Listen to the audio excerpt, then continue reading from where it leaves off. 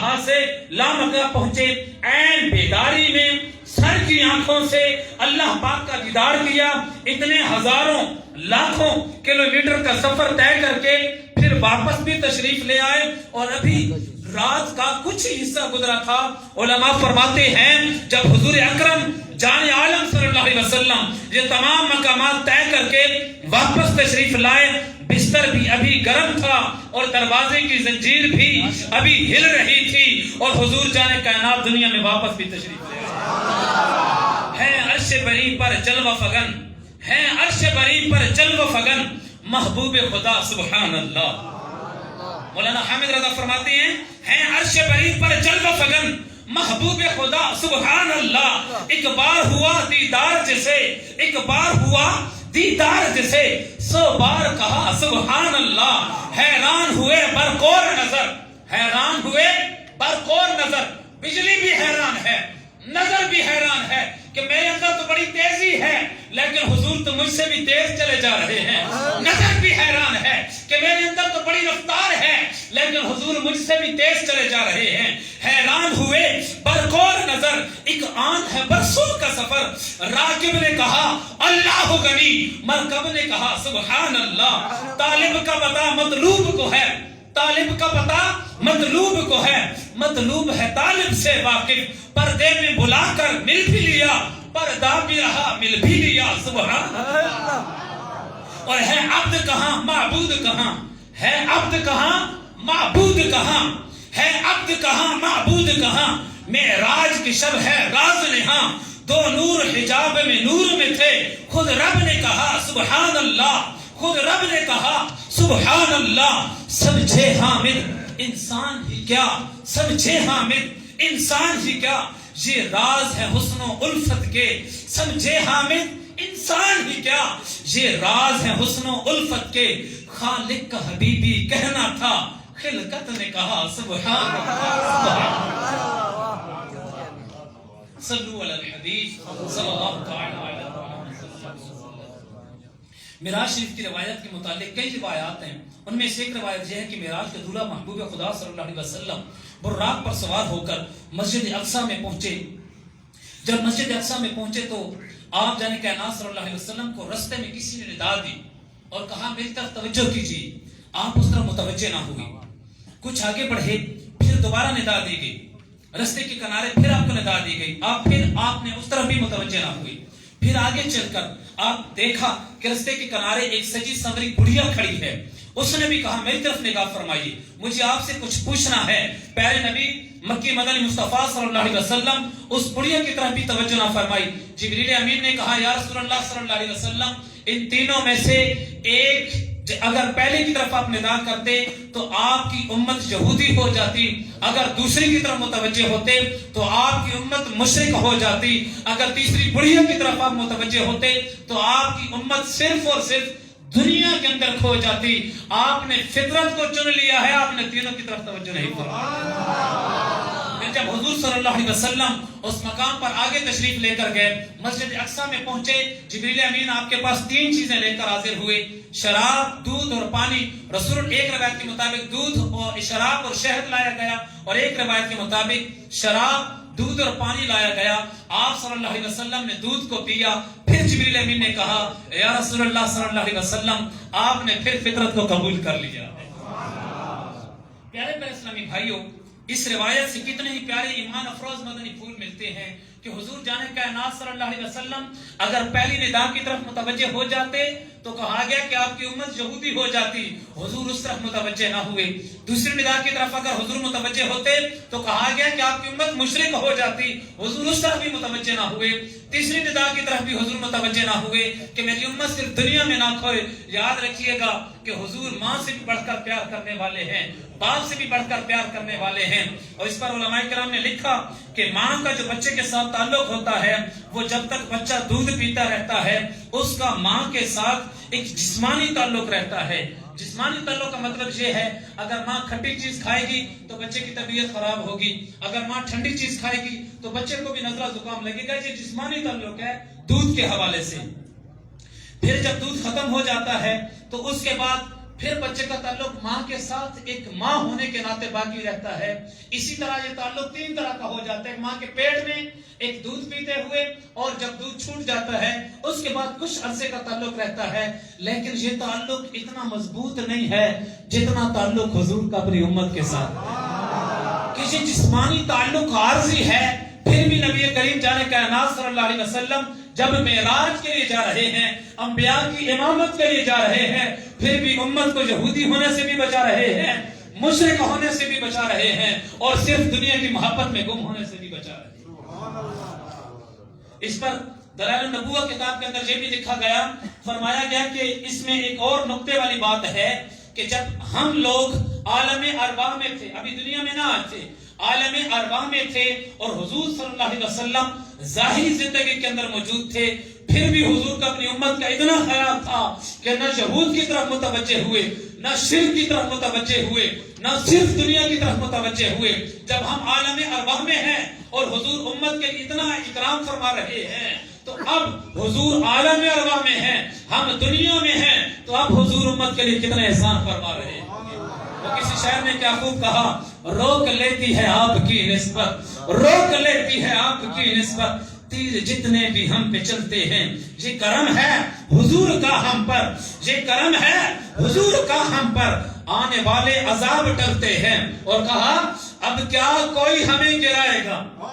تخیل کتنا پیارا تخیل ہے, کتنے پرلطف انداز کے اندر اس بات کو بیان کیا گیا کہ اب کیا کوئی ہمیں گرائے گا, اب کیا کوئی ہمیں گرائے گا, ہر سہارا مدد کو آئے گا.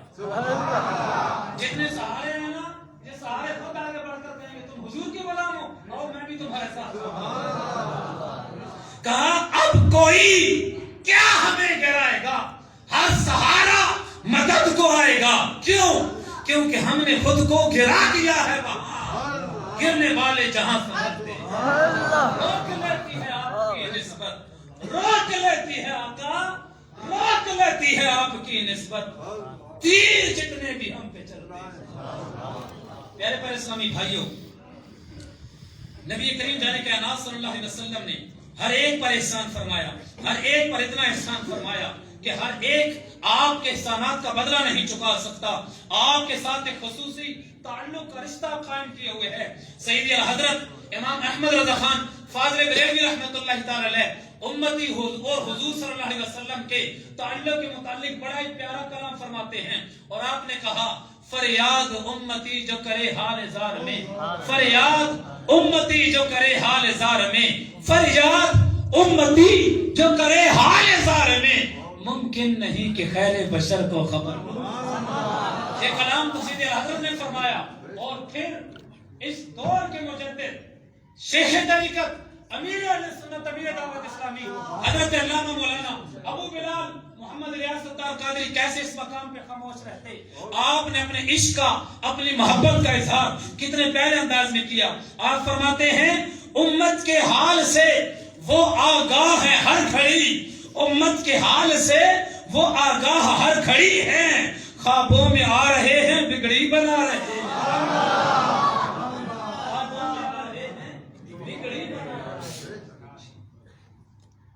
حضور جانے کا نام صلی اللہ علیہ وسلم کو کرم فرمائے جا رہے ہیں, ہر ایک کو نوازے جا رہے ہیں. نبی کریم صلی اللہ علیہ وسلم نے فرمایا, اب حضور صلی اللہ علیہ وسلم کی جو نوازشات ہیں معراج کی رات, میں آپ کے سامنے کچھ نوازشات ذکر کرتا ہوں. حضور صلی اللہ علیہ وسلم نے جبریل امین کو بھی ایک خاص انعام کے ذریعے نوازا. چنانچہ مواہب اللہ دنیا کے اندر علامہ قسطلانی نقل فرماتے ہیں جبریل امین جب معراج کا مجدہ سنانے کے لیے بارگاہ رسالت میں حاضر ہوئے, آپ نے عرض کی یا رسول اللہ بادشاہوں کی عادت ہوتی ہے. اب یہ دیکھیے کہ یہ نوازش ہے جبریل امین پر. کہا جبریل امین نے یا رسول اللہ صلی اللہ علیہ وسلم بادشاہوں کی عادت ہوتی ہے جب وہ اپنے محبوب کو ملاقات کے لیے بلاتے ہیں تو محبوب کے سب سے پیارے بندے کو بھیجتے ہیں, یا رسول اللہ آج مجھے بلا کر ایک اور اعزاز عطا کر دیا گیا. یہ کتنی شان ہے, سبحان اللہ مرحبا, یہ کتنی شان ہے کہ حضور جانے کائنات صلی اللہ علیہ وسلم اللہ کے اتنے بڑے پیغمبر ہیں کہ وہ جبریل امین جو فرشتوں کے سردار ہیں, جو انبیاء کے پاس وحی لاتے ہیں, آج آ کر اپنے نورانی ہونٹوں کے ساتھ حضور کے قدموں کے بوسے دے رہے ہیں اور اپنی نوازشات میں سے حصہ پا رہے ہیں. وہ سید حضرت فرماتے ہیں کہ تاج روح القدس، تاج روح القدس کے موتی جنہیں سجدہ کریں رکھتی ہیں کتنا وقار، اللہ اکبر ایڑیاں. اس کی تشریح یہ ہے کہ جب جبریل امین خود جھکے ہوں گے حضور کے پاؤں اور آپ کے قدموں پر چوما ہوگا تو صرف وہ تو نہیں جھکے نا، جبریل امین کا تاج بھی تو جھکا ہوگا. وہ قدمین مصطفیٰ جہاں جبریل امین کا تاج جھک جاتا ہے وہ قدمین مصطفیٰ، بلکہ قدمین مصطفیٰ کے تلوے اتنا مقام و شان رکھتے ہیں. یہ نوازش تھی جناب جبریل امین علیہ السلام پر، اور حضور صلی اللہ علیہ وسلم نے معراج کی رات براق کو بھی نوازا ہے، براق کو بھی نوازا. چنانچہ علماء کرام نے لکھا کہ کئی سو سال پہلے سے براقوں میں جو مقابلہ ہوتا اور براق رش کیا کرتے کہ کاش مجھے یہ سعادت حاصل ہو کہ حضور جانے کائنات صلی اللہ علیہ وسلم مجھ پر سوار ہوں. سیرت ابن حشام کے اندر موجود ہے، سیرت ابن حشام کے اندر موجود ہے کہ جب براق کو، ایک خاص براق جس پہ حضور سوار ہوئے، جب وہ براق حضور صلی اللہ علیہ وسلم کے لیے لایا گیا اور حضور صلی اللہ علیہ وسلم اس کے اوپر سوار ہوئے اور سوار ہونے کے لیے آگے بڑھے تو براق شوخی دکھانے لگا.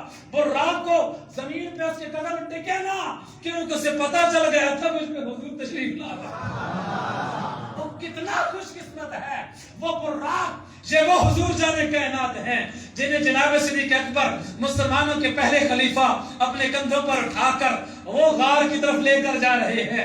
یہ وہ حضور جانے کائنات صلی اللہ علیہ وسلم ہیں جن کے ساتھ جناب صدیق اکبر چلا کرتے ہیں، اور آج یہ سعادت ایک براق کو حاصل ہو رہی ہے. علماء نے لکھا کہ براق بار بار شوخیاں دکھانے لگا. جناب جبریل امین کو خوف ہوا کہ یہ اتنی شوخی دکھا رہا ہے کہیں حضور اس پہ سواری نہ ہو سکے، تو جناب جبریل نے کہا اے براق ٹھہر جا، تجھ پہ انبیاء کے سردار سواری فرمانے لگے ہیں. اے براق ٹھہر جا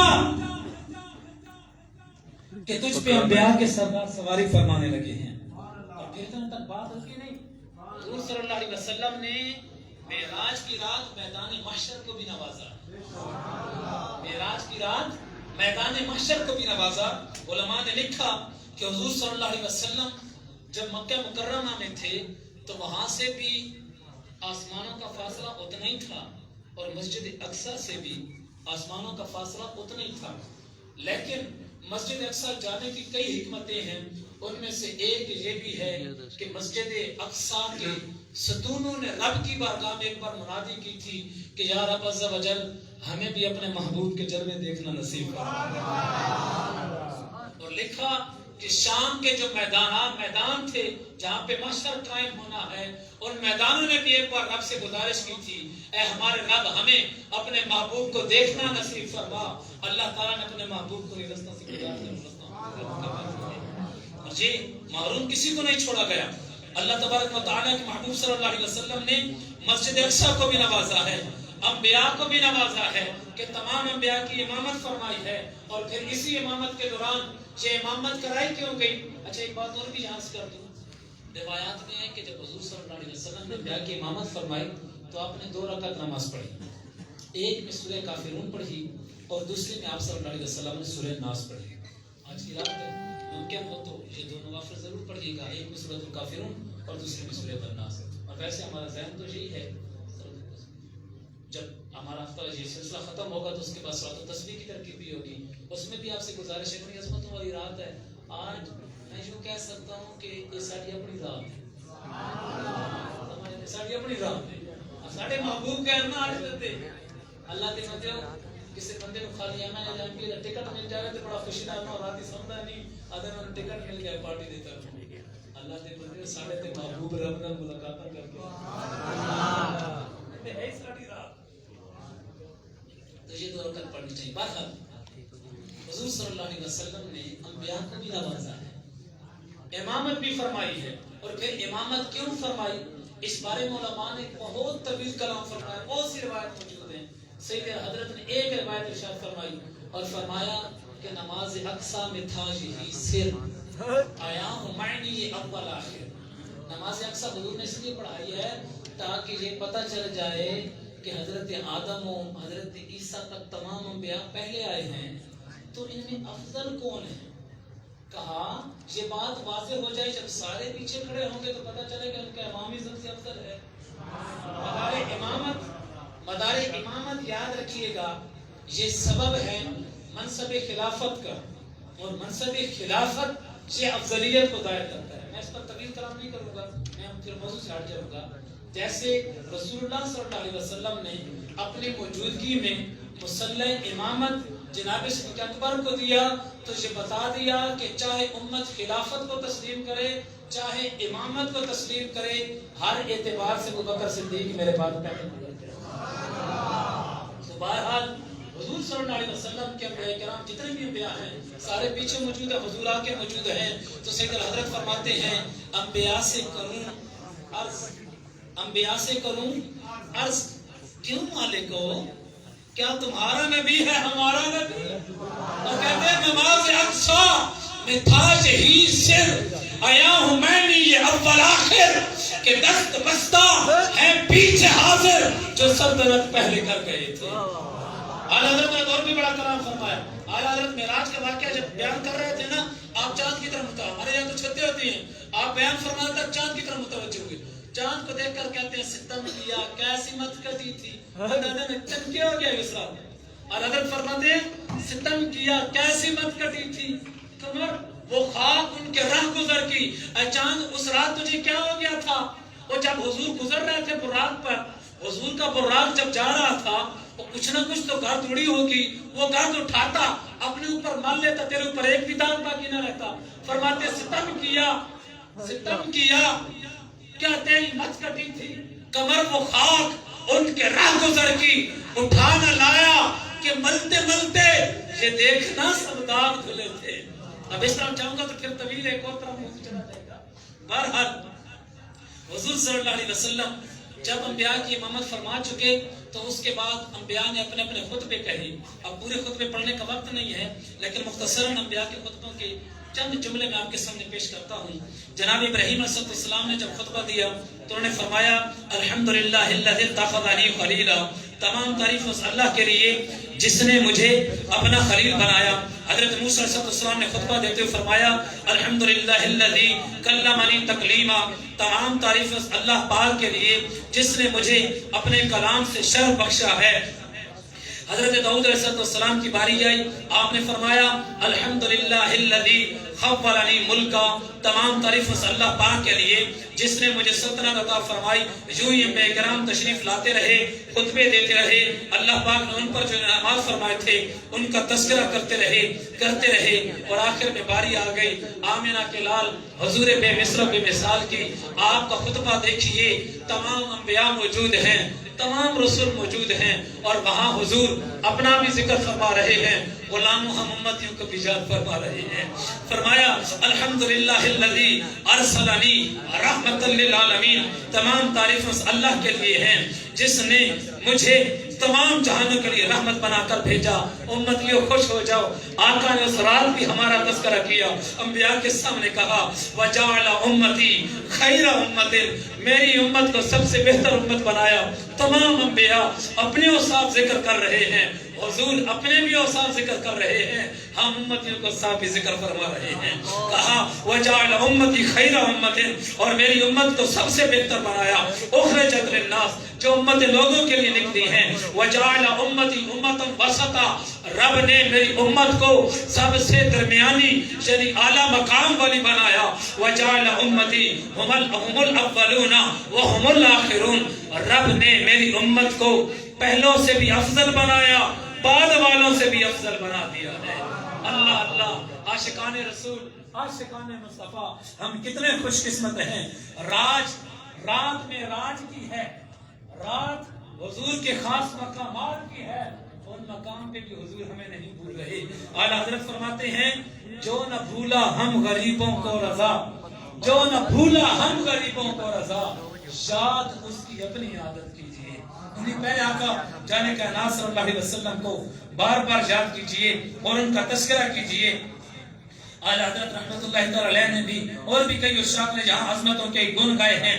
چنانچہ اسی طرح جب حضور جانے کائنات صلی اللہ علیہ وسلم عرش کی طرف تشریف لے کر گئے, عرش کو آپ نے نوازا اور وہاں پہ اپنے خاص تجلیات فرمائی ہیں, تو سید حضرت فرماتے ہیں وہی لا مکان کے مکی ہوئے, وہی لا مکان کے مکی ہوئے, سر عرش تخت نشی ہوئے, وہ خدا ہے جس کا مکان نہیں, یہ نبی ہے جن کے ہے یہ مکان. حضور جانے کائنات صلی اللہ علیہ وسلم کو اتنا نوازا گیا. وہ کسی نے کہا نا جس وقت چلی شاہ مدینہ کی سواری, جس وقت چلی شاہ مدینہ کی سواری, سجدے میں جھکا عرش معلا شب معراج, اے رحمت عالم تیری رحمت کے تصدق ہر ایک نے پایا تیرا صدقہ شب معراج.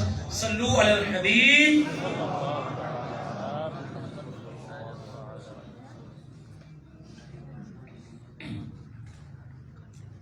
تو یہ وہ نوازشات تھیں جو جناب جبریل امین پر ہوئی,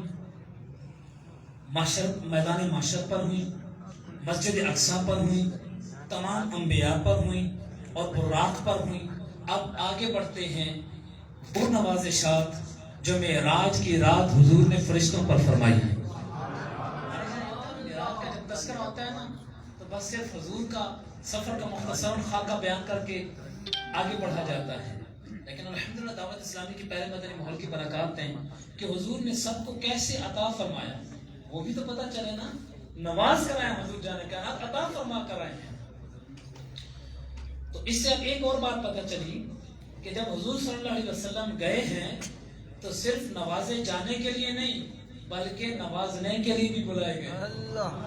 بات سمجھیے, یعنی صرف یہ نہیں کہ اللہ کی طرف سے انعام ملنا تھا تبھی حضور کو بلایا گیا, بلکہ اللہ کی طرف سے انعام ملنا تھا اور اللہ عز و جل نے جو انعامات آپ پر فرمائے آپ نے انہیں تقسیم بھی فرمانا تھا.